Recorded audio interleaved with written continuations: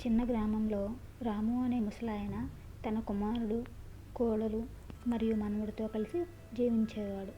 రాము ఎంతో సాధారణమైన మనిషి. కుటుంబాన్ని ఎంతో ప్రేమించేవాడు. ప్రతిరోజు ఉదయం నదికి వెళ్ళి నీరు తెచ్చేవాడు. నీరు తెచ్చే 2 కుండల్లో ఒక కుండ బాగా మెరిసేది, ఇంకొకటి మాత్రం పగిలి ఉండేది. ఆ దృశ్యం గమనించిన అర్జున్ ఒకరోజు తన తాతను అడిగాడు, తాతయ్య, నువ్వు ఆ పగిలిన కుండ ఎందుకు తీసుకెళ్తున్నావు? అది నీళ్ళన్నీ పోతున్నాయి కదా అని అంటాడు. అప్పుడు తాతయ్య నవ్వుతూ అతని తలపై ప్రేమగా తడిమి, అర్జున్, నువ్వు రేపు నాతో నదికి రా, నేను నీకు చెప్తాను అని అంటాడు. తర్వాతి రోజు ఉదయం అర్జున్ తన తాతతో కలిసి నది దగ్గరికి వెళ్తాడు. అర్జున్ ఆశ్చర్యంగా చూస్తాడు.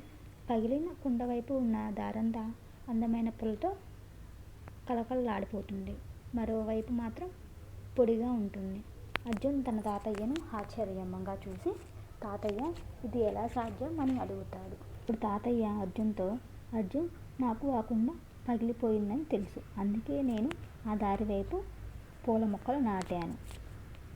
నేను నీరు తెచ్చేటప్పుడు ఆ నీరు కారిపోయి మొక్కలపై పడడం వల్ల ఆ మొక్కలు పెరిగేలా చేసింది. పనికిరాని వస్తువు అంటూ ఏదీ ఉండదు అర్జున్, అది మనం ఆలోచించే విధానం బట్టి ఉంటుంది. ఆ విషయం విన్న అర్జున్ తన పగిలిపోయిన టాయ్ కార్ను కూడా ప్లాస్టర్ వేసి అతికిస్తాడు. If you like my video, please like, share and subscribe. Thank you.